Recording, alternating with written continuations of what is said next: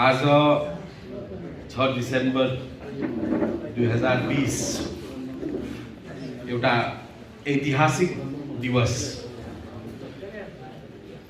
गोर्खा राजनीतिक इतिहासमा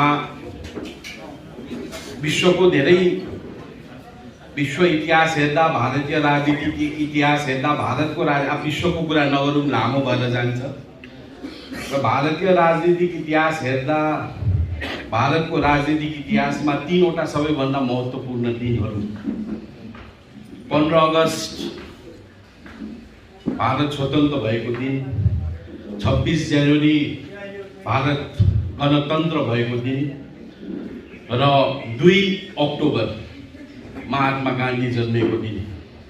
अरू अन्य धेरै धेरै यस्तो उपलक्ष्यहरू छ, तर बेसिकली यो तीनवटा दिवस चाहिँ एकदमै महत्त्वपूर्ण गुरुत्वपूर्ण।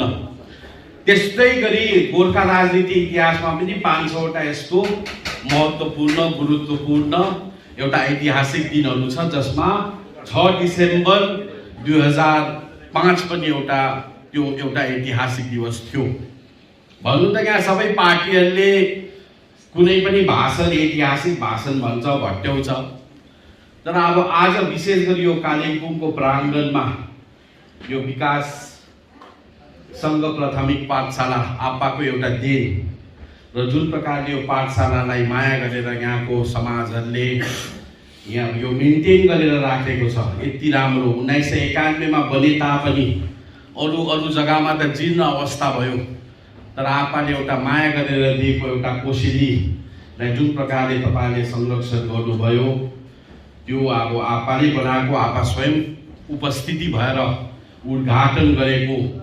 मैले धेरै कार्यक्रमहरूमा बोले गए, पार्टीकै कार्यक्रमहरू, तर आजको दिन एउटा विशेष गरी यो एउटा एकदमै राम्रो आप्पाले भन्नुहुन्थ्यो एउटा तारतम्य भएको कार्यक्रम।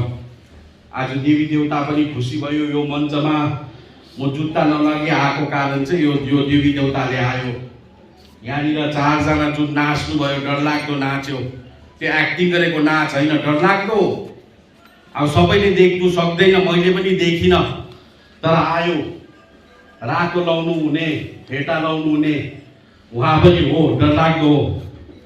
आग्रु होइन तपाईँको नाम? शुभ नाम? अग्रसिंह हो।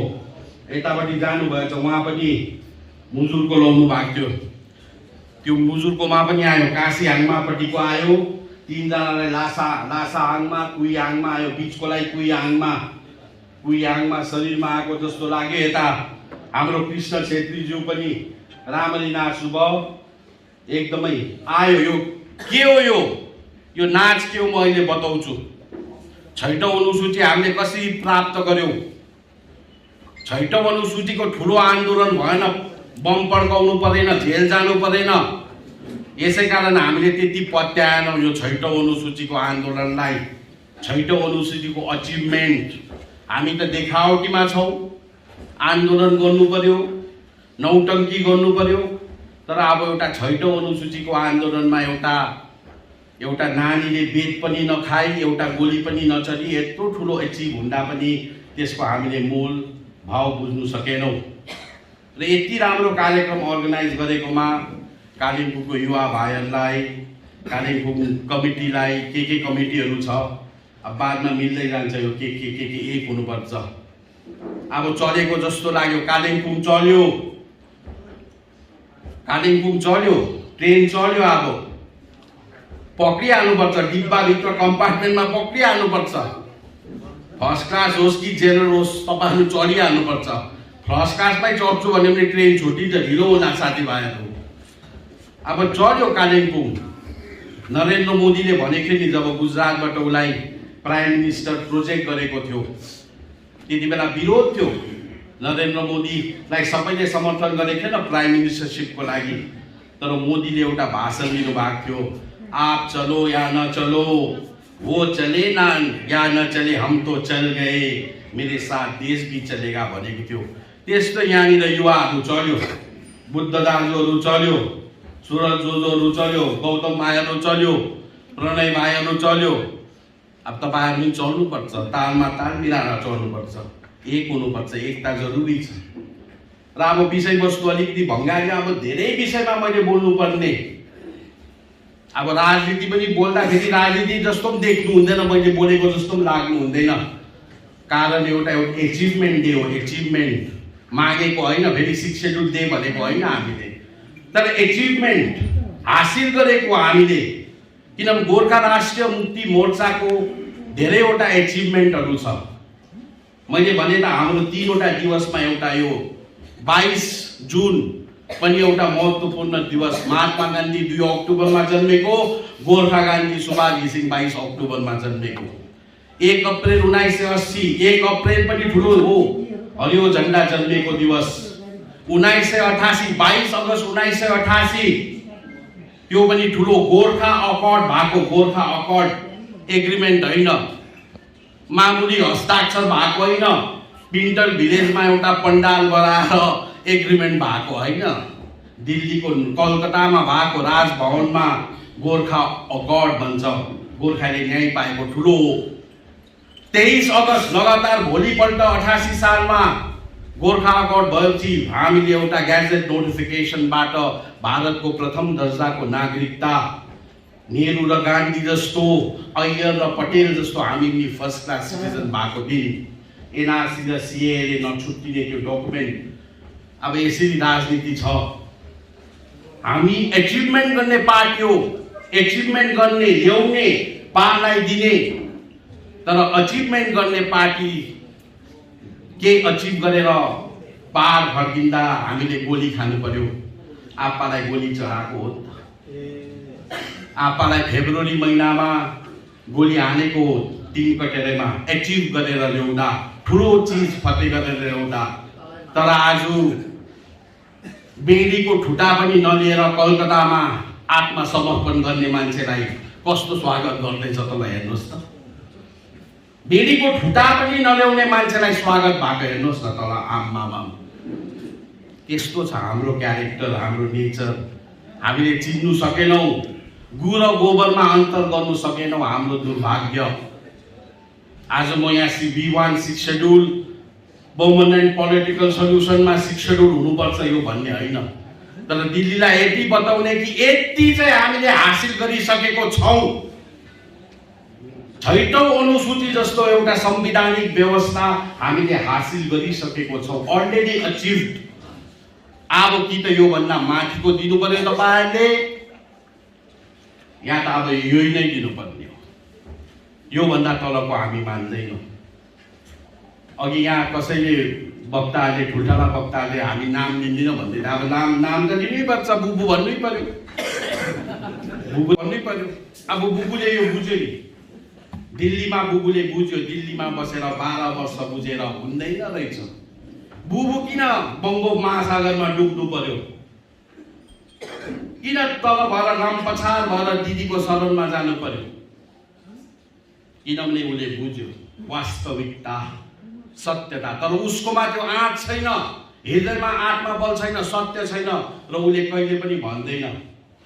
उसले बुझ्यो दिल्लीकोमा दिने केही चिज छैन रहेछ, दिने त त्यही आप्पाकै चिज रहेछ, र आप्पाकै चिज फेरि मैले लिएर आएँ भने त फेरि मलाई त कुट्छ। किनभने आप्पाकै चिज विरोध गरेर उसले राजनीतिक माइलेज पाएको। 2007 मा ऊ किन जन्म्यो सोच्नुपर्छ। 2007 मा कसले जन्माएको बुबुलाई? तत्कालीन माकपा सरकारले जन्माएको हो, जन्माएको उसलाई जन्माएको, प्रयोजित हो। आफै नेतृत्व गर्नु नसक्ने त्यति बेलाको आन्दोलन हेर्नुहोस् न, 2007 को पुलिस प्रोटेक्सन लिएर आन्दोलन गरेको थियो। अहिले फेरि यो 2020 मा बौरी उठ्दैछ, ढाँट्यो, पुरै ढाँट्यो। ढाँटेको इतिहास मैले अब बताइरहनु पर्दैन, गोली ठोक्छु भनेर जिटिए थापेर, फेरि 17 मा आन्दोलन गरेर, 13 मा आन्दोलन गरेर, फेरि अहिले ऊ बौरी उठेर फेरि दिदीले पठाउँदैछ उसलाई पहाडमा। ऊ बङ्गालको गोटी हो, त्यो हामीले चिन्नुपर्छ। बङ्गालको गोटी, प्रायोजित हो। र यसै कारण अब धेरै विषयवस्तु छ। अब मैले कसरी अब म त राजनीति नबोल्ने, अर्कालाई गाली नगर्ने यत्रो पवित्र जग्गामा यहाँनिर भीमराव अम्बेडकर राख्नुभयो, एकदमै राम्रो। अर्गनाइजिङ कमिटीले मैले भने नि एउटा तारतम्य बनाएर जुन प्रकारले मारु झाँक्री नचायो, मारु गीत सैसला बन्बो सही सही भन्ने आफ्नो कल्चर यहाँ भीमराव अम्बेडकर। अब भीमराव अम्बेडकर जसले संविधान बनायो, जसले संविधानमा 6औं अनुसूचीको प्रावधानहरू हाल्यो, उसलाई हामीले सम्मान गर्नुपर्छ। अब देशले चिनेन भीमराव अम्बेडकरलाई, बाबा साहेब भीमराव अम्बेडकरलाई देशले चिन्नु सकेन, कांग्रेस पार्टीले पनि चिनेन। त्यत्रो विद्वान मान्छे, यति इन्टेलेक्चुअल मान्छे, युनिभर्सिटी अफ केम्ब्रिजबाट उसको पीएचडी छ। आजै पनि स्रोत हुन्छ त्यो डिमोनिटाइजेसन भन्ने अहिलेको कुराहरू छ नि नरेन्द्र मोदीले गरेको। उहिले उसले 1914 तिर त त्यसमा पीएचडी गरेको मान्छे, बार एट ल पढेको मान्छे, जुरिस इन्डियाको ल मिनिस्टर। तर अब दलित हुनाले, तपाईँ जस्तो हामी पिछडित हुनाले, जनजाति हुनाले, शोषित वर्गको हुनाले उहाँलाई कांग्रेस पार्टीमा के भन्थ्यो? भीमराव भन्थ्यो। भीमराव इज्जत थिएन। बाबा साहेब त बादमा त्यो दलितहरूको आन्दोलन भएपछि उहाँलाई दलितहरूले, उत्पीडितहरूले, तपाईँ जस्तो हामी शोषितहरूले उसलाई भीमराव बाबा साहेब भन्यो। पहिला उसलाई भीमराव भन्थ्यो। महात्मा गान्धीको टाइममा कांग्रेस पार्टीमा जवाहरलाल नेहरू पनि थियो। जवाहरलाल नेहरू चाहिँ केम्ब्रिजमा फेल भएको मान्छे हो, केम्ब्रिजमा। तर एउटा जेन्टलमेन पास बनाइदिएको, इन्डियाबाट आएको एउटा इन्डियाको ठुलो मोतीलाल नेहरूको छोरा, रेभोल्युसनरी हो। यसलाई अब इङ्ल्यान्डमा आएर फेल बनाएर पठायो भने त हामीलाई अप्ठ्यारो पार्छ भनेर उसलाई त्यो हाम्रो भन्छ नि त्यो पास गराइदिन्छ नि टिचरहरूले, विकास सरलाई थाहा छ।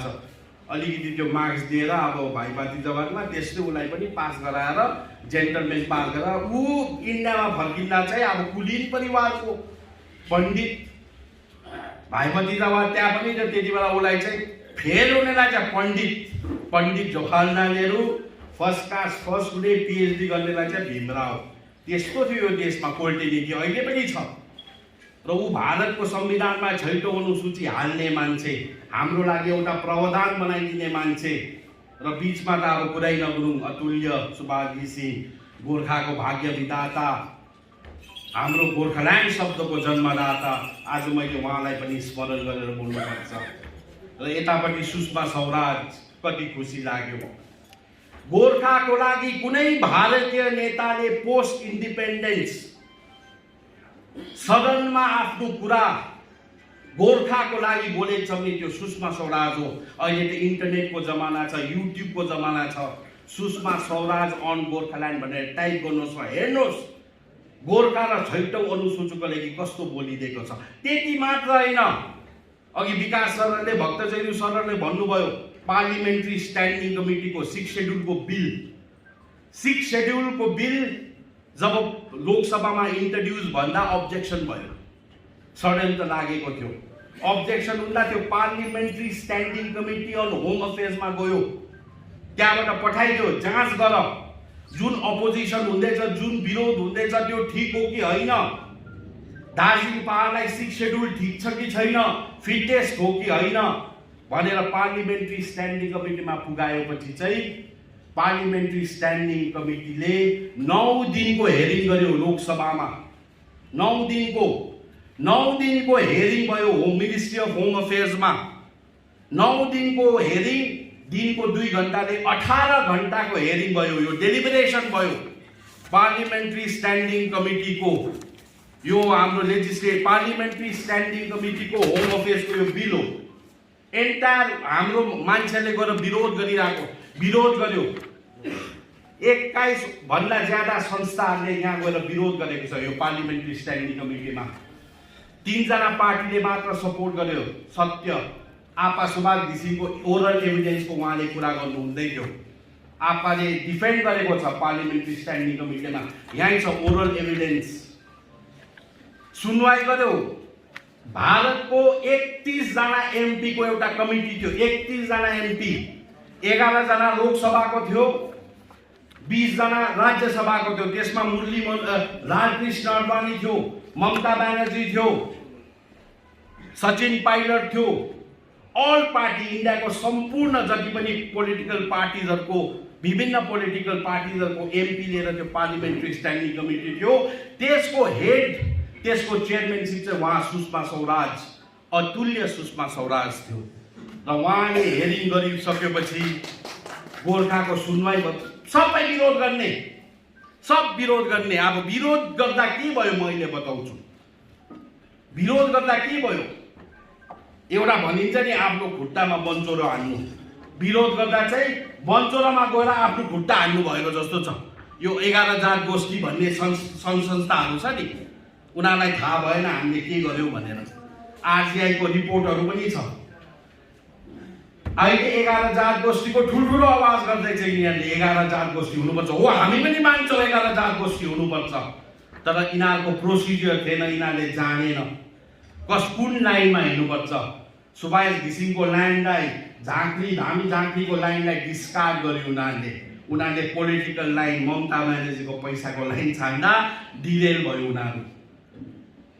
पार्लिमेन्ट्री स्ट्यान्डिङ कमिटीमा गएर 6 शेड्युलको बिल चाहिँ विरोध गर्यो उनीहरूले। हामी ट्राइबल हुँदै हुँदैन, हामी जेनरल हो। 70% जेनरल भएको जग्गामा 30% ट्राइबलले हामीलाई कसरी राज गर्छ भन्यो उनीहरूले। 30% ट्राइबल भएको जग्गामा चाहिँ 70% जेनरल भएको जग्गामा चाहिँ हामीलाई उनीहरूले कसरी राज गर्छ, यो त जेनरलको भूमि हो। अन्त 6 शेड्युल हुँदैन भनेर भन्यो। यहाँ त जेनरल डोमिनेसन छ भनेर उनीहरूले यसरी भट्टायो। अन्त त्यो त रिपोर्ट भयो नि त, दस्तावेज भयो, होम मिनिस्टरको दस्तावेज भयो। आज आरजीआईहरूले हेर्दाखेरि त सबैले विरोध गरिरहेको छ। त्यहाँ जमिन अघि भन्दै थियो नि हिल ट्राइब, भक्तजन सरले भन्यो नि हिल ट्राइब त ठिकै छ, तर हिल खै? पहिला त थियो दार्जिलिङ गोर्खा हिल, त्यसलाई त भत्ताभुङ्गै बनाइदियो। त्यो पछि जिटिए आयो, जिटिए। अब जिटिएमा त हिल पनि छैन, ट्राइबको कुरा पनि छैन। भूभाग ट्राइबल विदाउट ल्यान्ड चाहिँ हुँदैन। आरजीआईले पनि त्यही क्राइटेरिया माग्छ। 6-7 वटा एक्सक्लुसिभ क्राइटेरियाहरू छ, सबले यिनीहरूले बुझिसकेको छ। तर भए पनि अहिले भट्टाउँदै हाम्रोमा छ फर्मुला, हाम्रोमा हो। पहिला तिमी ट्राइबल 11 जात गोष्ठी ट्राइबल हुनु अगाडि चाहिँ यो भूभागलाई चाहिँ हिल ट्राइब 6औं अनुसूचीको स्टेटस दिनै पर्छ, तब मात्र त्यो 11 जात गोष्ठीले मान्यता पाउँछ। यो गम्भीर राजनीति हो। मैले भन्दैछु यो खेलाइ चाहिँ होइन, अध्ययन गर्नुपर्छ हाम्रोहरूले। अब यहाँनिर राम्रो राम्रो भाइहरू आएको छ अहिले। कालेबुङमा डेडिकेटेड अघि वाइ गोर्खाल्यान्ड भन्दै थियो, एकदम राम्रो। उहाँले अन्त गर्दा वाइ नट गोर्खाल्यान्ड भनिराख्यो। वाइ गोर्खाल्यान्ड भनेर प्रश्न त गर्यो, तर वाइ नट गोर्खाल्यान्ड भनेर समाधान पनि दिइराखेको छ। एउटा युवक, एउटा ऊर्जावान व्यक्तिले बुझ्यो। यहाँनिर सबै बुजुर्गहरू पनि छ, पार्टीको खम्बा भएर बसेको। अब राजनीति त धेरै भट्टाउनु छ। अब विषयवस्तु अलिकति मैले बोल्दा चाहिँ भङ्गालिन्छ, किन मैले अब मलाई त कोट गरिरहेको हुन्छ। यहाँ अब आइबीलाई पनि थाहा छ, सेन्ट्रल आइबीलाई पनि अघि बिहानै फोन आयो। आइबीको यहाँ हेड अफिस छ, सेन्ट्रल आइबीबाट तपाईँ आउनु हुँदो रहेछ। अब यहाँ छ होला, अब दिल्लीमा पुरौला कतिवटा राम्रो बनिसकेको चिजहरू बिग्रेर। अब एउटा म विधायक पनि हो, अब पार्टीको अब म त स्पोक्स पर्सन पनि हो। अब हामी तालमेलमै गर्नुपर्छ। तालमेलमा अब बिजेपी छ अहिले, बिजेपीले आफ्नो घोषणा पत्रमा बोकेको छ। बिजेपी पार्टीले घोषणा पत्रमा बोकेको चिज हो। पहिला हामी थिएनौँ, जिएनएलएफ थिएन, उसले 12 वर्ष के गर्यो उसको हिसाब किताब हो। उसको त बिजेपीसँग त व्यापारिक सम्बन्ध त हो, व्यापारिक सम्बन्ध। पहिला पनि एमपी किनेर ल्याएको, जसवन्त सिंहलाई 5-6 करोडमा किनेर ल्याएको, आलेवालीलाई 8-9 करोडमा किनेर ल्याएको। यो पालि अब राजु विष्टलाई किन्नु पाएन, किनभने हामी पनि थियौँ। हामी त ओपन भनिदिन्छौँ, यति डिल भएको थियो, यस्तो भएको थियो। उसको केवल व्यापारिक सम्बन्ध खाली थियो। र होम मिनिस्टरले एकदमै नमन पराउने मान्छे हो यो। किन म भन्छु तपाईँहरूलाई, विमल गुरुङको बेस्ट फ्रेन्ड तपाईँलाई थाहा छ को हो? विमल गुरुङको बेस्ट फ्रेन्ड विमल गुरुङले भनेको होइन, तर त्यो मान्छेले चाहिँ Bimal Gurung is my best friend भनेको। अस्ति भर्खर यो जिटिए एग्रिमेन्ट हुँदाखेरि तल पिन्टेल भिलेजमा को आएको थियो? कलकत्ताबाट त ममता आएको थियो, दिल्लीबाट को आएको थियो? P Chidambaram. Home minister Amit शाहको कट्टर दुश्मन नम्बर 1 चाहिँ पी चिदम्बरम हो। अमित शाहजीलाई गुजरातको राजमा झेल हालेको, फेरि अमित शाह होम मिनिस्टर भएपछि चिदम्बरम झेल गएको। बुझ्नुहोस् है, राजनीति यसरी बुझ्नुपर्छ। अब होम मिनिस्टर चिदम्बरमले विमल गुरुङलाई बेस्ट फ्रेन्ड भन्दैछ। दुईजना क्रिमिनल माइन्डेड हो। एउटाले अब 2G स्पेक्ट्रममा घोटाला गर्ने, अर्कोले के घोटाला गरेर भन्नु साध्य छैन। अब दुईजना बेस्ट फ्रेन्ड भनेपछि त अब one man's enemy is another man's enemy. अब विमल गुरुङ र चिदम्बरम बेस्ट फ्रेन्ड भनेपछि अब चिदम्बरमले गर्दा विमल गुरुङ पनि होम मिनिस्टरको एन्टी भयो नि त। अब दिल्लीले पनि दिनु चाहन्छ, चाहने होइन, तर थाप्ने पनि गतिलो हुनुपर्छ। दिने मात्र बलवान भएर हुँदैन, थाप्ने पनि गतिलो हुनुपर्छ, उठाउने पनि गतिलो हुनुपर्छ। अब बचाउनु पर्यो नि त। सीताको स्वयंवरम, द्रौपदीको स्वयंवरम देख्नु भएको छ त। लुटे फ्यातुरो मान्छेले त्यो धडुगा उचाल्छु भन्दा हुन्छ? त्यस्तै हुनु पर्यो। थाप्ने मान्छे नि डरलाग्दो। दिल्लीले त हेरिरहेको, कोलाइदिउँ, तर थाप्ने मान्छे कस्तो डोसियर भन्छ अङ्ग्रेजीमा। एउटा डोजियर छ नि त दिल्लीमा त, गुरुङ एन्ड कम्पनीको त एउटा डोजियर छ। को हो, के हो, कहाँबाट आएको, मदन तामाङ मारेपछि के भयो है? 5 वर्षमा एउटा जिटिए दिएको, जहाँले जिटिए चलाउनु नसकेको, आप्पालाई 22 करोडमा डिजिएसी दिँदा त 21 वर्ष कति मजाले चलाइदियो, आन्दोलन गरेन, शान्ति भयो, विकासको मूल फुट्यो, पहाडमा उनीहरूको रेकर्ड छ नि त। अब यता हेऱ्यो, आमामा जिटिए दिएको, हजार करोड दिएको, करप्सन छ, अडिट भन्दा आन्दोलन गर्छ, घरि रिजाइन गर्छ, घरि विनय तामाङ चेयरम्यान, घरि ऊ जेलमा, लथारी नै बनायो। र यस्तो मान्छेलाई ठुलो चिज दियो भने त चलाउनु सक्दैन नि त। अब हौजहाजको पाइलट हुन्छु भने नि त उसले पनि, हामीलाई त 2007 देखि त म त हौजहाज चलाउँछु भनेर चलायो। उसले टेकअफ त भयो बागडुग्राबाट टेकअफ भयो। अब हौजहाज चाहिँ अहिले अब डरलाग्दो हौजहाज छ। आकाशमा एकखेप पुगेपछि चाहिँ अटो पाइलट भन्ने एउटा बटन थिचेपछि चाहिँ रोबोटले चलाइदिन्छ। त्यो पाइलट बसी खालिरहनुपर्छ। अब 2007 देखि त्यही गर्दै थियो उसले, घुमाएको, तर त्यो ल्यान्डिङ गर्दा चाहिँ अटो पाइलट पाउँदैन नि। फेरि झर्दा चाहिँ फेरि अटो पाइलट आफै चलाउनुपर्छ। अब बुद्धि लाउनुपर्छ। कहाँ डुबायो भन्नुहोस् त? बङ्गोप महासागरमा खप्पै हाल्यो। ममता ब्यानर्जीको टक्कै त्यहाँनिर। अब त्यस्तोमा चढ्ने कि कस्तोमा जाने, अब तपाईँहरूले सोच्नुपर्छ। आजको यो जमात आफ्नो जाति, माटो, अस्तित्व, चिनारीलाई माया गरेर बस्ने युवकहरू अगाडि बढाउने यो युवा जमात हो। अब तल जाने त अब धेरै दिन भयो। पहाडमा इन्टरटेन नभएको कोरोनाले गर्दा इन्डियामा इन्टरटेनमेन्ट छैन, मल्टिप्लेक्सतिर पिक्चरहरू पनि लागेको छैन, र यिनीहरूको एडभर्टिजमेन्ट त्यस्तै भयो, टाइगर इज ब्याक भन्ने। अब सलमान खानको पिक्चर भएको जस्तो अब पिकनिकको सिजन पनि त हो। गाडी फ्री अरे, जानेलाई 2000 गोजी मारे त को जान्दैन? सबै जान्छन् यो बेकारीहरू। त्यसकै भिड छ। उसको एचिभमेन्ट केही पनि छैन। बेडीको ठुटा पनि उसले ल्याएको छैन। बङ्गोप महासागरमा उसले डुबायो, जातिलाई डुबायो। र यो प्रकारको राजनीति छ। अब म गाली त नगरौँ भन्छु, तर एउटा क्यारेक्टर, ट्राइबल होइन पार्टी। अब जेएनएल पार्टी त साह्रै सिधा खाली होइन, अलिक बाङ्गो पनि हो, खुकुरी उत्ताने हो नि। फेरि सरेन्डर गरेको होइन, उत्तानो यस्तो। 3वटा तारा हो, 2वटा तारा चाहिँ खतै भइसकेको छ। आज लोप्साङ लामाज्यूले जुन किताब आप्पाको एउटा भाषणको, मिरिकको भाषण त भन्नु हुँदैन, सुभाष घिसिङको प्रवचन भन्नुपर्छ। सुभाष घिसिङले दिएको प्रत्येक वाणी चाहिँ एउटा प्रवचन हो, गोर्खा जातिको लागि प्रवचन हो। अब त्यो संग्रहण गर्नुभएको मिरिकमा दिएको, इन्द्र सभा भएको, घाममा इन्द्रेणी लागेको त्यो सभामा, त्यो देवीको सबै चिज, त्यो भाषण अवलोकन गर्नुहोस्, सुन्नुहोस्, पढ्नु नसक्ने सुन्नुहोस्, युट्युबमा छ। सबै दर्शन पहाडको दशा दिशा, पहाडको भविष्य के छ त्यसमै छ, त्यो भाषणमै छ। र उहाँले भन्नुभएको छ मेरो झन्डा नै मेरो पार्टीको म्यानिफेस्टो घोषणा पत्र हो। 2वटा तारा मैले फतेह गरेँ। आज अचिभमेन्ट डे हो। 22 अगस्त 1988 मा गोर्खा अकर्ड, चिनारीको एउटा गोर्खा अकर्ड। भारतीय गोर्खा चाहिँ गोर्खा नागरिक, भारतीय पहिला के थियो यहाँकै ठुल्ठुलो नेताहरूले भनिँदैछ, ठुल्ठुलो नेताहरूले, कालिम्पोङकै नेताहरूले भन्दैछ कि सुभाष घिसिङ अगाडि यहाँ हामी जात जातमा विभक्त थियौँ, हामी नेबुला थियौँ, नेपाली, भुटिया र लेप्चा लाप्चे अलग अलग लडिरहेको थियो। तर सुभाष घिसिङले एउटा गोष्ठी बनाए जसको नाम गोर्खा, र अब गोर्खा आइडेन्टिटी भएपछि एउटा तारा फतेह भयो।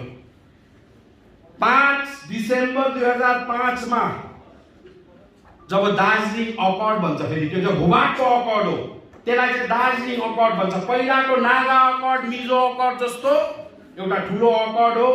5 डिसेम्बर 2005 को चाहिँ दार्जिलिङ अकर्ड भूमिले मान्यता पाएको, भूमिले प्रोटेक्सन पाएको। अब भूमिको कुरा गऱ्यो भने त अब यो लहरा तान्डा पहरा गरिदिन्छ। अब यहाँ त 7-8 बज्छ। अब साह्रै लामो भाषण दियो भने गल्तीहरू हुन्छ, फेरि कतिवटा टिप्छ यहाँनिर, त्यो अहिले सुहाउँदैन। अब खास राजनीति त म भट्ट्याउँछु। अब यस्तो ओकेजनमा यहाँ धामी झाँक्री नाचेको बेलामा, देवी एउटा आएको बेलामा, एउटा राम्रो वातावरणमा मैले कोर पोलिटिक्स बोल्नु हुँदैन। म त नाङ्गोजार गर्ने मान्छे हो, पोस्टमोर्टम गर्ने मान्छे म पनि, र यिनीहरूको पोस्टमोर्टम म गरेकै हुन्छु।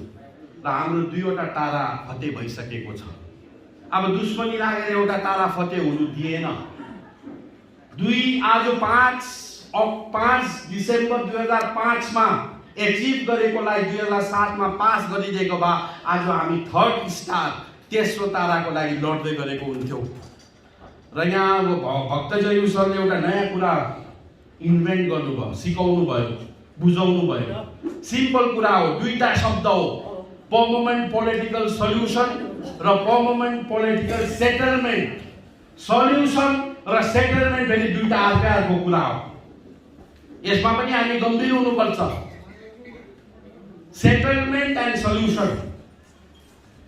र दिल्लीले धेर थोक बुझिसकेको छ के हो। गभर्नर साहबले पनि मलाई भन्नुभएको छ, गभर्नर साहबले मलाई अस्ति मेरो अन्तिम पिनल्टिमेट डे भन्छ जानेको 1 दिन अगाडि उहाँले मलाई अराउन्ड 45 मिनट्स उहाँको टाइम दिनुभयो।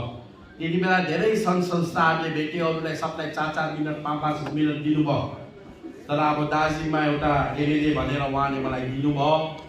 मैले एउटा मेमोरेन्डम सब्मिट गरेँ। त्यो आपाले एउटा कम्पाइल गरेको एउटा किताब, continuous political struggle for the lease hold land of Kalimpong, western Dooars and ceded land of Darjeeling भन्ने एउटा कम्पाइलेसन, एउटा यत्रो मोटो किताब छ। त्यो धेरै अगाडि 96 तिर पब्लिस भएको किताब मैले गभर्नरलाई दिएँ। हाम्रो सुप्रिम कोर्टको केस मैले गभर्नरलाई बताएँ। छक्कै पर्नुभयो। उहाँले जजमेन्ट हेरेर, उहाँ त सुप्रिम कोर्टको धुरन्धर अधिवक्ता हो, जगदीप धनखड, सलमान खानको ब्याकबक केस लड्ने, सलमान खान जस्तो चर्चित नायकहरूको उहाँ लयर हो, कोल इन्डियाको लयर हो, कोल इन्डियाको दर्नाको सुप्रिम कोर्टको लयर हो। उहाँले त्यो जजमेन्ट कपी हेरेर भन्नुभयो, 3 बेन्च जज, सुप्रिम कोर्टको 3 बेन्च जजले यस this is a political issue भनेर हेर्दा त उहाँ छक्कै पर्नुभयो। यो त कोर्टले डाइरेक्सन दिएको छ इन्डियन पार्लियामेन्टलाई सल्युसन गर भनेर, योपट्टि तिमीहरू किन लागेन, योपट्टि तिमीहरू लाग्नु पर्थ्यो भनेर उहाँले भन्नुभयो। उहाँले फेरि पञ्चायतको पनि मैले बताइदिएँ। पञ्चायतको 3 टायर भन्ने थुप्रै छ यहाँनिर, 3 टायर उनीहरूलाई थाहा छैन। अब हो एउटा सहुलियत हो, 3 टायर भनेको चाहिँ सहुलियत हो।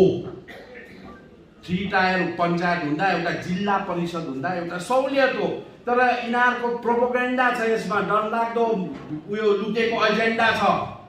जब 3 टायर हुन्छ तपाईँ र मेरो खत्यान मिटेर जान्छ। तपाईँ र मेरो गोर्खाको खत्यान चाहिँ आर्टिकल 243A हो अहिलेको लागि। खत्यानले खत्यानलाई मिटाउनु पर्छ।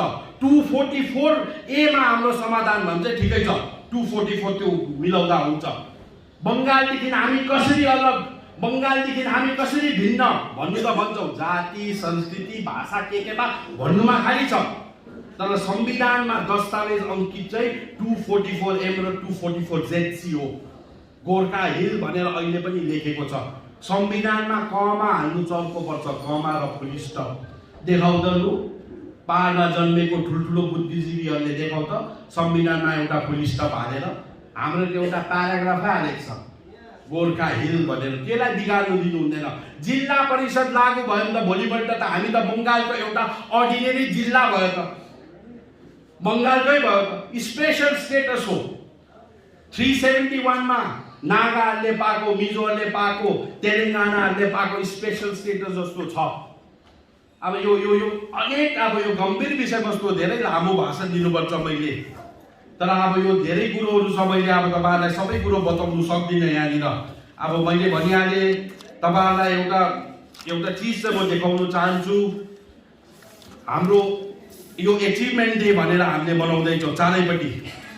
एचिभमेन्ट डे 6 शेड्युल कहाँ छ कसो छ भन्ने होला नि त तपाईँलाई। अब यत्रो अचिभ गर्यौँ, बाउ पनि अब हाम्रो बाजे पनि लडेको, बाजेलाई सोधे के गर्नुभयो, भाषाको लागि लडे, माटोको लागि लडे। बाउलाई सोधे के गर्नुभयो, बाउ पनि भाषाको लागि लड्ने, माटोको लागि लड्ने। दाजुहरू पनि लड्ने, झाँसीमा लड्ने, सरहरू पनि लड्ने। हामी पनि आन्दोलनमा होमिक, आउँदो पिँढीको भाइहरू पनि आन्दोलन गर्ने, छोरीहरूले छोराहरूले फेरि आन्दोलन गर्नुपर्ने। आन्दोलनको रिजल्ट, आन्दोलनको एचिभमेन्ट चाहिँ हामीले जोगाउनु नसक्ने। र 6औं अनुसूचीको पनि त्यस्तो भाग थियो। तर 6औं अनुसूचीको मैले भने नि अघि एक्जामिनेसन भाग थियो दिल्लीमा। 9 दिनमा 18 घण्टाको एक्जाम भएको थियो। ठुल्ठुलो बोलेको छ कालिम्पोङबाट पनि, ठुल्ठुलो अधिवक्ताहरू, बाठीहरू।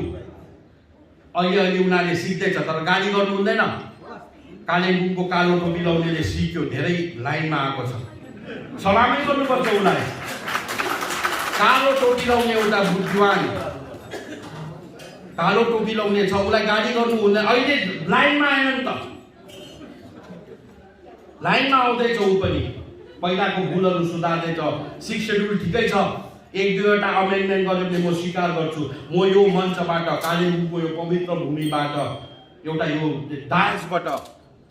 डायसबाट म के भन्नु चाहन्छु भने हाम्रो त्यो कालो टोपी लाउने डाक्टरलाई कि आउनु सजेसन गर्नुहोस्।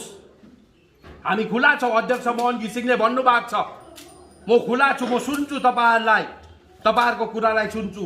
केही अमेन्डमेन्ट छ, केही संशोधन गर्नुपर्छ, कुनै चिजले कुनै जातिलाई बिजाएको छ, कुनै चिजले कुनैलाई मन पराएको छैन भने त्यो सुझाव दिनुहोस्। सबैले मन पराउने, तारतम्य भएको, सबैलाई मनपर्ने, रुच्ने घाँस खानुपर्छ। र त्यो रिपोर्टको रिजल्ट चाहिँ के भयो भन्ने छ नि त तपाईँहरूलाई। 6 शेड्युल स्ट्यान्डिङ कमिटी गएर सुषमा स्वराजले चाहिँ रिपोर्ट कस्तो दियो, गभर्मेन्ट अफ इन्डियालाई चाहिँ कस्तो रिपोर्ट दियो, पास भयो कि फेल भयो भन्ने तपाईँहरूलाई एउटा जिज्ञासा हुन्छ। एउटा एक्जाम भएपछि, एउटा हेरिङ भएपछि दुईटै रिजल्ट हुन्छ, यस या नो भन्छ। सुषमा स्वराजले आज किन उहाँको तस्बिर त्यहाँ छ, किन हामी उहाँलाई अतुल्य सुषमा स्वराज भनेर नमन गर्छौँ? कारण उहाँले हाम्रो गोर्खाको हितको लागि, गोर्खाको लागि यो फिटनेस हो। 6औं अनुसूची भनेर यो पास सर्टिफिकेट है, मामुली कागज होइन। PRS पार्लिमेन्ट्री लेजिस्लेसन रिसर्चबाट, मिनिस्ट्री अफ होमबाट निक्लेको यो पास सर्टिफिकेट हो। सुषमा स्वराजले उहाँको अब्जर्भेसन दिनुभएको छ, यो पास रिपोर्ट दिनुभएको छ। Standing committee report summary, the 6th schedule to the Constitution Amendment Bill 2007 and the Constitution 107 Amendment Bill 2007 लाई चाहिँ सुषमा स्वराजले के भन्नुहुन्छ? The Standing Committee on Home Affairs submitted is 125 report, 129 report। तपाईले यो पनि नेटमा पाउनुहुन्छ। मैले ढाकेको भने तपाईले फरर 24वटा पेज निकालेर हेर्नु सक्नुहुन्छ। सुषमा स्वराजले भन्नुभएको छ यो बिल चाहिँ पास हो। 1-2वटा अमेन्डमेन्ट, एउटा कुरा के छ भने, एउटा कुरा भनेको छ उहाँले वुमन रिजर्भेसन, 28 वटा जुन सिट छ त्यसमा नारीहरूलाई 1-2 सिटमा रिजर्भेसन दिनुपर्ने र शेड्युल कास्टलाई पनि रिजर्भेसन दिनुपर्छ भनेर उहाँले भन्नुभएको छ र यो दुईटा गरेको खण्डमा यो बिल पास। र अघि आरटीआई को रिपोर्ट गर्नुहुँदै थियो विकास सरले, एनोज दास प्रधानले आरटीआई गरेको थियो, मैले पनि आरटीआई गरेको थिएँ र आरटीआई रिपोर्टमा it is the property of the house भनेको छ। 6 शेड्युल यिनीहरूले डस्टबिनमा गयो भन्थे नि, आरटीआई रिपोर्टले चाहिँ के भन्छ, it is the property of the house. त्यो अहिले पनि जिउँदैछ। यसमा टेक्निकल कुरा छ। यो लोकसभामा इन्ट्रोड्युस भयो, राज्यसभामा धन्न भएन। देवी देवताको प्रकोप थियो, आशीर्वाद थियो। राज्यसभामा पनि इन्ट्रोड्युस भएको भए, लोकसभामा पनि इन्ट्रोड्युस भएको भए कि त यो बिल रिजेक्ट हुन्थ्यो कि त यो बिल पेन्डिङ स्थितिमा जान्थ्यो। यो चाहिँ ल्याप्स भएको छ, केवल ल्याप्स। ल्याप्सको अर्थ डिक्सनरीमा हेर्नुहोस्। अहिले त मोबाइलमा वेबस्टर्स, अक्सफोर्ड, डिक्सनरी.com, कलिन्स, डरलाग्दो लिगल डिक्सनरी पनि पाउनुहुन्छ तपाईँले ब्ल्याकको। ल्याप्सको अर्थ खोज्नुहोस्, ल्याप्स। जोजोको अस्ति मलाई फोन गरेर भन्दै थियो, भाइ आर्म्स लाइसेन्स ल्याप्स भयो भन्दै थियो। अन्त जोजोलाई मैले पनि ल्याप्स भयो, ठिकै छ, अहिले डिएमलाई बुझाउनुपर्छ, अलिक चर्को छ। त्यो हत्या चाहिँ कहाँ छ भने हत्या त जम्मा छ, तर आर्म्स लाइसेन्स ल्याप्स भन्दै सुरज जोजोले। अस्ति एकजना मेरो आफ्नै हेरेको त पासपोर्ट पनि मेरो ल्याप्स भएछ। ऊ मेरो ड्राइभर भाइको अस्तिदेखि ड्राइभिङ लाइसेन्स ल्याप्स भयो। ल्याप्स भनेको चाहिँ के हो, रिन्यू गर्नु सक्छ। ल्याप्स भनेको रिजेक्ट भनेको होइन, पेन्डिङ भनेको होइन, विथड्रन भनेको होइन, रिजेक्टेड भनेको होइन। ल्याप्स भनेको चाहिँ कोल्ड स्टोरेजमा छ, रिन्यू एनी टाइम हुनसक्छ। एउटा दस्तावेज दिएर यहाँ अलिकति जनताले आवाज, तर फेरि प्रेसलाई, साथीभाइलाई, सबैलाई भन्नु चाहिँ मागेको चाहिँ होइन। वी वान्ट 6 शेड्युल भनेको चाहिँ होइन। दिल्लीलाई यति बताइदिएको 6 शेड्युल जस्तो व्यवस्थामा चाहिँ अध्यक्षले हस्ताक्षर गरिसकेको छ, जिएनएलएफ पार्टीले अचिभ गरिसकेको छ।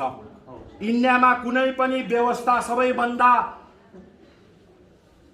बलियो व्यवस्थाहरू अटोनोमीमा, स्वायत्त शासनमा सबैभन्दा 3टा बलियो व्यवस्था, एउटा कि त राज्य हो, छुट्टै राज्य हुनु पर्यो, एउटा इन्डियन पार्लियामेन्ट हो, एउटा स्टेट लेजिस्लेचर हो।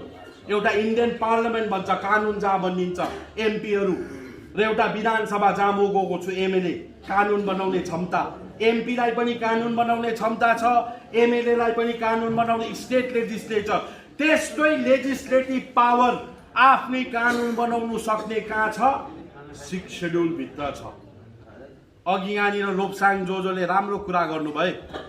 लोप्साङ जोजोले भन्नुभयो सुभाष घिसिङज्यूले आफ्नो नाम शेरप दोर्जी थियो, शेरप दोर्जी तामाङ।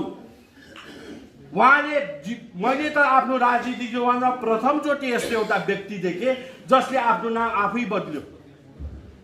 आफ्नो नाम त राखिदिएको मेमेहरूले, मेमेहरूले राखेको, बाहुन पण्डितहरूले राखेको नाम त बदलिनु सक्दैन नि त। तर सुभाष घिसिङज्यूलाई जब यो अनुभव भयो, शेरप दोर्जीले म धेरै लामो जानु सक्दिनँ, धेरै अगाडि बढ्नु सक्दिनँ, यो नामले गर्दा म त्यो उचाइमा, राजनीतिक उचाइमा पुग्नु सक्दिनँ भन्दा उहाँले आफ्नो नाम बदलेर सुभाष घिसिङ राख्नुभयो। र आज त्यो गोर्खा राजनीतिक इतिहासमा एउटा चम्कदिलो तारा छन्। यसै कारणले गर्दा साह्रै विरोध भयो भने पिपिएसमा अलिकति नाम बदलिनु पनि सक्ला। आत्मा त त्यही हो, फेरि भित्रको गुदी चाहिँ त्यही हो।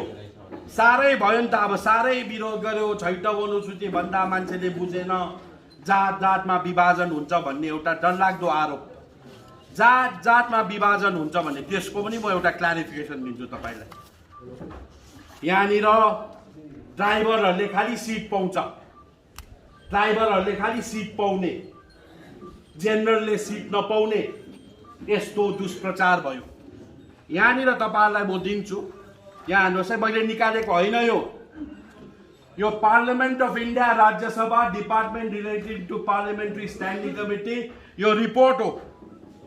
ओरल एभिडेन्स, सुभाष घिसिङज्यूको ओरल एभिडेन्स रेकर्ड भएको छ। यो तपाईँले निकाल्नु सक्नुहुन्छ, ज्ञानी भाइहरू छ, भाइहरूले अलिकति निकालेर प्रचार प्रसार गरिदिने।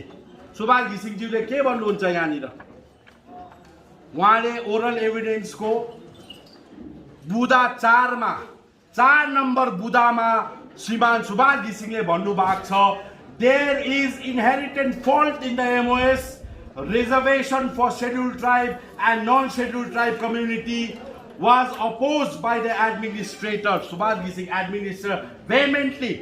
Subhash Gising ज्यूले डरलाग्दो अपोज गर्यो यो scheduled tribe र non-scheduled tribe को सीट रिजर्भेसन को विषयमा र उहाँले भन्नुभयो कि एमओएस चाहिँ गल्ती छ जुन एमओएस सही भएको त्यो गल्ती छ त्यहाँनिर सीटको रिजर्भेसन थियो 10 वटा चाहिँ ट्राइबलले पाउने अरु चाहिँ ओपन टु अल भनेको थियो सुभाष घिसिङज्यूले यो oral evidence Sushma Swaraj standing कमिटीको अगाडि भन्नुभएको छ कि यो 28 वटा सीट जुन थियो त्यति बेलाको 6 शेड्युलमा त्यो चाहिँ ओपन टु अल हुनुपर्छ भनेर कालिम्पोङ दार्जिलिङ र खरसाङ ब्रान्च कमिटीले चाहिँ रेजोल्युसन पनि पठाउनु भएको पठाउने मध्येमा भक्तजहरू सरहरू आज उहाँहरू जीवित हुनुहुन्छ ओपन टु अल उहाँले बताउनु भएको छ खुला राख के ट्राइबल के नन ट्राइबल यो कुरा यहाँ आउँदैन हाम्रो बीटीसी जस्तो होइन हाम्रो नागा काउन्सिल जस्तो होइन हामी यहाँ सब नङमासु छौँ हामी हो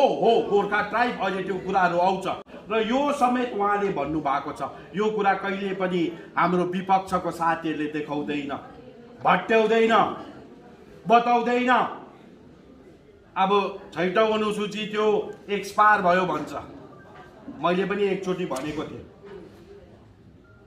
मिरिकमा मेरो एउटा अब मलाई मन पराउने माया गर्ने एकजना मेरो फ्यान भनौँ एउटा दाजु हुनुहुन्छ जनक खड्का अब त्यति बेला 2017 मा एउटा ठुलो जनआन्दोलन चल्दै थियो सबै गोर्खाल्यान्डपट्टि लागेको थियो अब हामीले 6 शेड्युल त भन्नु भएको थिएन त्यति बेला अब 6 शेड्युल भने कि त अब तपाईलाई थाहा छ अब कोरोनाले भेटेको जस्तो हुन्थ्यो 6औं अनुसूची भट्ट्याउने दूर दूर हुन्थ्यो त्यति बेला मैले एउटा मिटिङमा भनेको थिएँ 6 शेड्युल चाहिँ एक्सपायर भएको ट्याब्लेट भयो भनेर भनेको थिएँ त्यो दाजु चाहिँ आप्पाको अनन्य भक्त 6 शेड्युलको एउटा भोटेरी उहाँले चाहिँ मेरो फोटो बनाएर लासेनमा राखेको थिएछ उसको देउता थानमा आप्पाको बुनी चाहिँ मेरो नक्सा राखेको थिएछ जस्तै मैले 6 शेड्युल एक्सपायर भयो ट्याब्लेट भने त्यो फोटो लगेर टोइलेटमा राख्दैछ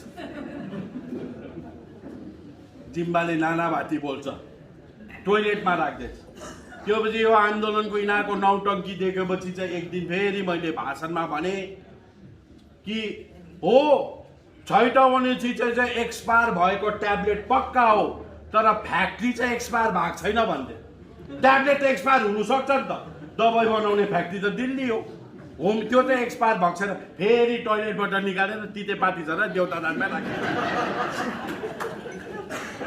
र यो प्रकारको धेरै अब विषयवस्तुहरू छ धेरै कुरा छुट्टी आज के पहाडमा अब यस्तो छ अब यहाँ फ्रन्टल वारियर्सहरू है 6औं अनुसूची कसले ल्याएको भन्नेमा अब असमञ्जसमा छ बुझेको छैन बुद्धिजीवीहरूलाई पनि थाहा छैन रिपोर्टरहरूलाई पनि थाहा छैन साहित्यिकहरूलाई पनि थाहा छैन कसैलाई पनि थाहा छैन केवल आप्पालाई थाहा थियो 1-2 जना काउन्सिलरहरूलाई थाहा छ सत्य मान्छेलाई थाहा छ 6औं अनुसूची चाहिँ कसले लडेर ल्याएको आन्दोलन भएन विवान भन्नु परेन धर्ना दिनु परेन केस खौरिनु परेन क्यान्डल बाल्नु परेन जेल जानु परेन शहीद हुनु परेन कसरी आयो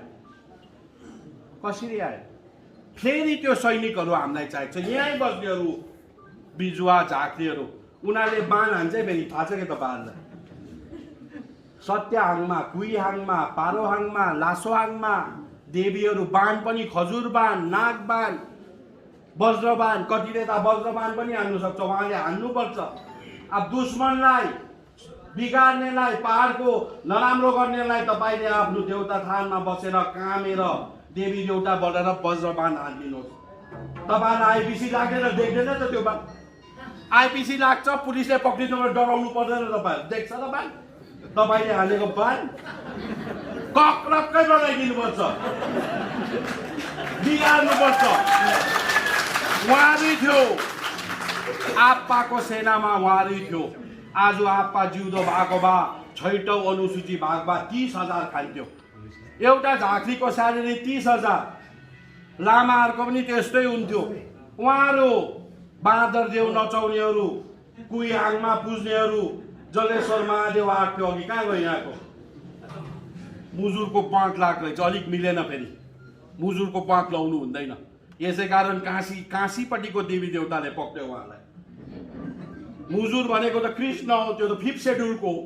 फेरि उता चाहिँ 3 जना चाहिँ लासाङमाको हो, फेरि त्यो त पक्का हो, दुम्सीको लगाएको छ। मुजुर लाग्यो कि त्यो 5th सेड्युलमा जान्छ हो, झाँक्री हो, उसलाई फेरि अर्कै देवी देवताले पक्रेको थियो। तर डरलाग्दो, आप्पा पनि खुसी भयो, सुषमा स्वराज खुसी छ त्यहाँ, सुषमा स्वराज खुसी, यता अम्बेडकर पनि खुसी भयो, यहाँ आप्पा पनि खुसी छ। हेर्नुहोस् त, उताको आप्पा अलिक ड्यास छ, यताको आप्पा पनि अलिकति गम्भीर छ।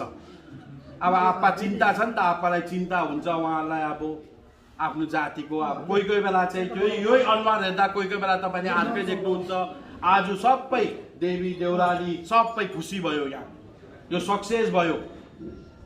तपाईँहरू आउनुभयो, सक्सेस बोल्नु त थुप्रै थियो, तर कालिम्पोङ आएर जताभावी बोल्नु पनि भएन। तर मैले भने कालिम्पोङमा तपाईँहरूको यस्तो पोटेन्सियल भएको जग्गा, र मैले एउटा दिवस भुलेछु, सरी। सबैभन्दा ठुलो हाम्रो अर्को दिवस चाहिँ 27 जुलाई कालिम्पोङको एउटा ठुलो देन छ गोर्खा आन्दोलनमा। यो 27 जुलाई पनि हामीले भुल्नु हुँदैन। र एचिभमेन्ट पोलिटिक्स गर्नुपर्छ। राजु विष्टजीलाई पनि मैले भनिदिएको छु, एचिभमेन्ट पोलिटिक्स गर्नुपर्छ। भेगाबोन पोलिटिक्स छैन, दिशाहीन पोलिटिक्स छैन, लैलैको पोलिटिक्स छैन, सान्तवनाको पोलिटिक्स छैन, ढाट्ने पोलिटिक्स छैन। गोर्खाल्यान्ड हाम्रो लागि, गोर्खाल्यान्ड हाम्रो लागि के हो? एउटा ब्रह्म अस्त्र हो। आज म खुसी छु, सुग्रीवको बाँदरहरूले त्यो ब्रह्म अस्त्र खेलाउनु हुँदैन भन्थे नि आप्पाले, त्यो एउटा सुग्रीवको बाँदरले ब्रह्म अस्त्र झारिदियो योपालि कलकत्तामा। खुसीको खबर हो। बिच्चामा त्यो ब्रह्म अस्त्र, उसको त माही खाने भाँडो। अरू पार्टीले गोर्खाल्यान्ड भनेको चाहिँ माही खाने भाँडो। तपाईँ हामीले गोर्खाल्यान्ड भनेको चाहिँ ब्रह्म अस्त्र हो। तपाईँ हामीले गोर्खाल्यान्ड भन्यो भने चाहिँ कलकत्ता पनि डराउँछ, दिल्ली पनि डराउँछ। यिनीहरूले गोर्खाल्यान्ड भन्यो भने त अब थाहै छ त तपाईँलाई, थाहै छ। अब लामो कुरा नगरौँ, माइक पनि बन्द भयो, तर आफ्नो अब दैविक शक्ति भएर त्यो पनि मैले बोलिदिएँ। आज एकदमै म धन्यवाद दिनु चाहन्छु जोजोहरूलाई, भाइहरूलाई, मलाई यहाँ बोलाइदिनु भयो। आज थुप्रै जग्गामा थियो, तर मैले रुचाएँ अब कालिम्पोङमै आउनुपर्छ। कालिम्पोङको मैले भने ट्रेन चल्यो। साथीभाइलाई म यही सन्देश दिनु चाहन्छु, ट्रेन चल्यो, ढिलो होला, सबै चढिहाल्नु। र जोजोहरूले, भाइहरूले अब यहाँनिर विशेष गरी बुद्ध दाजुलाई तन मन धनले नै गरिरहेको छ। बुद्ध दाजु अब शिष्ट वरिष्ठले सहयोग गरिरहेको छ। र आजको सभापतिको अरूले चाहिँ सभापति महोदयको अनुमति लिँदै भाषण सुरु गर्छ। मेरो स्टाइल चाहिँ अलग्गै छ। सभापति महोदयको अनुमति लिँदै हाम्रो सेन्ट्रल कमिटीको वरिष्ठ सदस्य, कालिम्पोङ स्टेयरिङ कमिटीको वरिष्ठ सदस्य भक्तजयरू सर, हाम्रो अग्रज, उहाँले हात समातेर हामीलाई राजनीति सिकाउनु भएको अनुकरणीय छ। आप्पालाई अन्तिम समयसम्म पनि साथ दिनुहुने, आप्पाको 9 रत्न मध्येमा एक रत्न उहाँलाई पनि भन्नुहुन्थ्यो। अब धेरै रत्न त बब्लिङ भयो, 3 जना रत्न चाहिँ बब्लिङ भएको छ त्यसमा। तर उहाँ विकास सर अब मामुली होइन। 6औं अनुसूचीमा उहाँको स्रोत अनुसन्धान के कसो छ मलाई थाहा छ। हामीलाई धेरै गाइड गर्नुहुने, अब एउटा शिक्षक पनि, 6औं अनुसूचीको एउटा ज्ञाता पनि। उहाँको नलेज देखेर यो मुनिश तामाङ, डाक्टर महेन्द्र पिलामा पनि दङ्ग भएको छ। अब उहाँले आज इन्ट्रिकेटली बोल्नु पाएन, अब त्यस्तै छ। तर उहाँले आजै राम्रो कम्पाइलेसन मैले भनेको छु कि तपाईँले लेख्नुहोस् 6औं अनुसूचीको कन्ट्रिब्युसन। लोप्साङ लामा जोजोले लेख्नु पनि पर्छ हाम्रोहरूले। र यो उहाँलाई सम्झिँदै सम्पूर्ण टिमलाई धन्यवाद दिँदै, विलियम जोजो फोन गर्नुहुन्छ जहिले पनि, पहिलाको जति फेरि एनर्जी छैन रहेछ।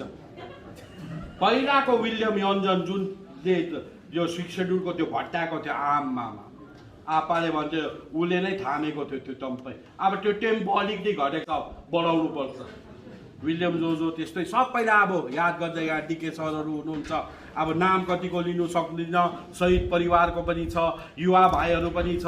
यहाँनिर JNW को नारीहरू पनि देखे सम्पूर्णलाई समग्रमा उहाँलाई धन्यवाद दिँदै यो मञ्च एउटा पवित्र मञ्च एउटा महान मञ्चमा अब एउटा बोल्नु दिएकोमा र धेरै राजनीति मैले अब ट्विस्ट गरेँ बोल्नु चाहँदा पनि मैले बोलिनँ बीजेपी को सन्दर्भ र हाम्रो सन्दर्भमा मैले अहिले बोलेको छुइनँ पर्मनेन्ट पोलिटिकल सल्युसनमा के छ 20 छ कि अमृत छ त्यो पनि बोलेको छुइनँ र क्षमता हुनुपर्छ सुभाष घिसिङ जस्तो नेतृत्वको एउटा क्षमता थियो अहिले त अमृत खाली खाने नेताहरू छ पहाडमा अमृत खाली खाने 20 खाने नेता पो नेता त 20 खाएर शिवजीले समुद्र मन्थनमा एउटा 20 खाएको थियो 20 देवी देवताले पनि 20 नखाने असुरले पनि 20 नखाने मनुष्यले पनि 20 नखाने नाग नगीले पनि 20 नखाने कोले 20 खाने भन्दा संसार बचाउनुको लागि महादेव देवादि महादेवले एउटा 20 खाएर आफ्नो कण्ठमा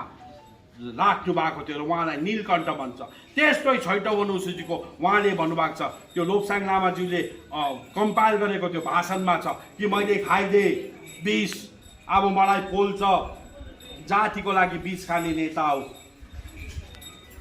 हनुमान पनि हो अब सुमिन्द्र पर्वतै ल्याएको नि सञ्जीवनीले ल्याएको हाम्रोले नचिनेको त हनुमानले त ल्याएको 2006 मा पुरा पर्वतै उठाएर र अब धेरै समय पनि गयो अब आउनु पनि भयो यहाँनिर ठुलाहरू विधवाहरू आउनुभयो लाग्नेहरूमा उहाँहरूलाई अब हामीले बलियो बनाउने तपाईँहरूले पनि याद गर्ने मैले भनेको छु नि बाण हान्नुपर्छ जाति तपाईँले आइपिसी लाग्दैन डराउनु पर्दैन एसपी आउँदैन पूजा पाठ गरेर राम्रो मनले भलो चिताएर जातिको लागि भनेर स्वाट्टै त्यसको नाम गरेर हान्नु त्यो पनि ब्ल्याक म्याजिकमा छ नि फेरि जसलाई हामीले हान्नु लाग्यो त्यो पनि ब्ल्याक म्याजिसियन हो ब्ल्याक डग बाबालाई 9 करोड खर्च गरेको भन्दै नि अस्ति देख्नुभयो त कलकत्तामा यत्रो माला लाएर ब्ल्याक तर यहाँको महाकाल बाबालाई सक्दैन नि त यहाँको सिंह देवीलाई सक्दैन यहाँको बर्मेक महादेवलाई सक्दैन त्यो डुप्लिकेट बाबाले सक्दैन यहाँ यो सत्य हो उहाँले हान्नै पर्छ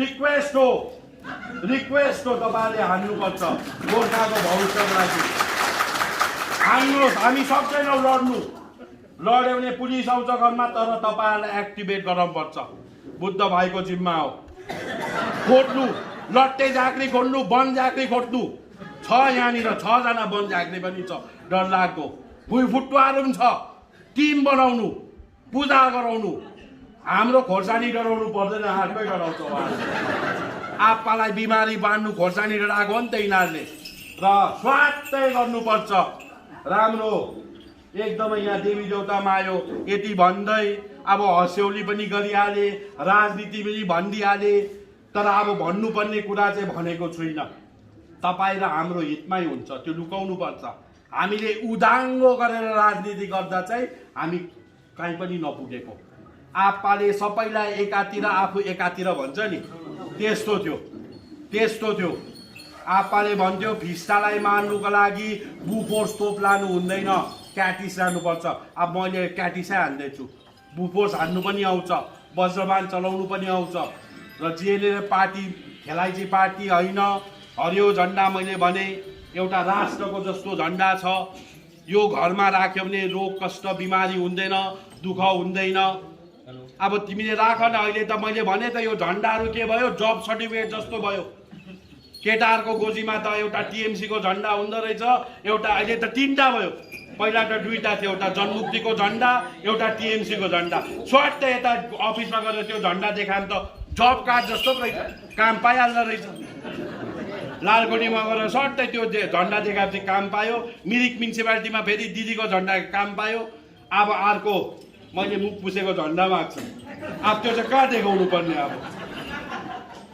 तर हाम्रो झन्डा देखाउँदा त अर्कै हुन्छ हाम्रो झन्डा देखाउँदा र समयमा अब यहाँनिर एकदम खुसी लाग्यो आएर मैले मन खोलेर बोले राजनीतिमा चाहिँ बोलेर पनि बोल्नु हुँदैन सुनेर पनि नसुनेको जस्तो गर्नुपर्छ अब बोल्ने कुराहरू धेरै छ र धेरै धेरै धन्यवाद बुद्ध भाइले अब धेरै अगाडि मिलेर एउटा टिममा खेल्नुपर्छ राजनीति चाहिँ टिमवर्क हो एक्लै गोल हाल्छु भनेर हुँदैन म्याराडोना पनि एक्लै भएकोमा म्याराडोना हुन्थेन एउटा टिमवर्क हो राजनीति टिमवर्क हो कालिम्पोङको त्यो टिम बन्यो युवाहरूको टिम बन्यो कोचहरू डरलाग्दो बसिरहेको छ। कालिम्पोङलाई राजनीति सिकाउनु पर्दैन। त अब जिएनएलएफ बढ्यो, राम्ररी बढोस् यति भन्दै मेरो अब छोटो पनि होइन, अब ठिकैको भाषण यही समग्रमा अन्त गर्न चाहन्छु। जय गोर्खा, जय सुभाष।